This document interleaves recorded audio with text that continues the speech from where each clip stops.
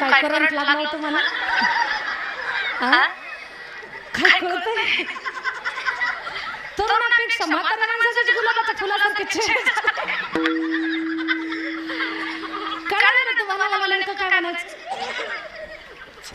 म्हातारा म्हटलं येतं का नाही किती गाडी वापस येणार नाही. आवाज करू नका. येत नाही. म्हाताऱ्याने दुसरा प्रयोग केला. हर पल मेरी याद तुम्हें तड़पाए. म्हातारा येच ना.